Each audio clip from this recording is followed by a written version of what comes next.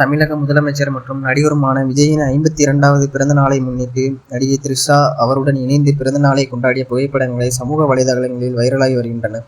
இதன் மூலம் இருவருக்கும் இடையே கருத்து வேறுபாடு ஏற்பட்டதாக பரவி வந்த வதந்திகளுக்கு முற்றுப்புள்ளி வைக்கப்பட்டுள்ளது. சமூக வலைதளங்களில் விஜயின் பிறந்தநாள் மற்றும் அவரை நடிகை த்ரிஷா அன்ஃபாலோ செய்தது குறித்த வதந்திகள் காட்டுத்தீயாக பரவின. இதற்கு முற்றுப்புள்ளி வைக்கும் வகையில் த்ரிஷா தற்போது விஜய்க்கு பிறந்தநாள் வாழ்த்துக்களை பகிர்ந்துள்ளார்.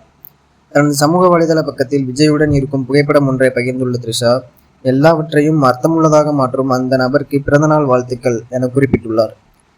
அந்த படத்தில் பூக்களால் அலங்கரிக்கப்பட்ட பெரிய பிங்க் மற்றும் வெள்ளை நிற கேக் முன்னால் விஜய் புன்னகையுடன் நிற்க, த்ரிஷாவும் அவருடன் புன்னகையுடன் அமர்ந்திருப்பது போன்ற காட்சி இடம்பெற்றுள்ளது. நள்ளிரவு 12 மணிக்கே இந்த பிறந்தநாள் கொண்டாட்டம் நடைபெற்றதாக கூறப்படுகிறது. கடந்த பல ஆண்டுகளாக விஜயின் பிறந்தநாளை சிறப்பாக கொண்டாடி வந்த த்ரிஷா இந்த ஆண்டு எந்த பதிவும் இடாதது ரசிகர்களிடையே அதிர்ச்சியை ஏற்படுத்தியது.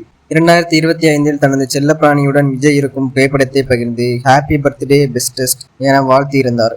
2024 எலிவேட்டரில் எடுத்த புகைப்படத்துடன் புயலுக்கு பின் அமைதி, அமைதிக்கு பின் புயல் என அவரது அரசியல் பயணத்தை மறைமுகமாக குறிப்பிட்டு வாழ்த்தியிருந்தார்.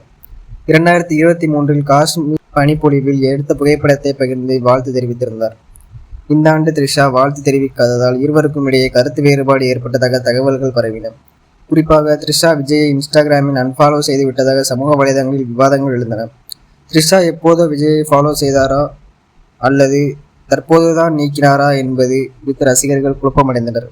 ஆனால் த்ரிஷாவின் இந்த புதிய பதிவு அனைத்து வதந்திகளுக்கும் முற்றுப்புள்ளி வைத்துள்ளது.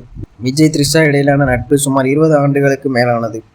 2004ஆம் ஆண்டு தரணி இயக்கத்தில் வெளியான கில்லி திரைப்படம் இவர்களை தமிழ் சினிமாவின் மிகச்சிறந்த ஜோடியாக மாற்றியது.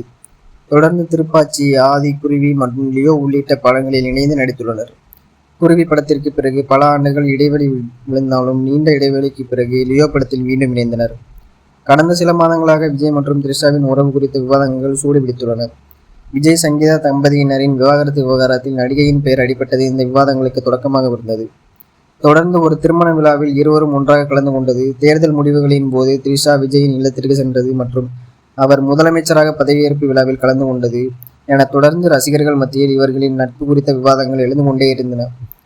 எவ்வாறாயினும் இந்த வதந்திகள் குறித்து இருவருக்கும் இதுவரை எந்த பொதுவான கருத்தையும் தெரிவிக்கவில்லை என்பது குறிப்பிடத்தக்கது.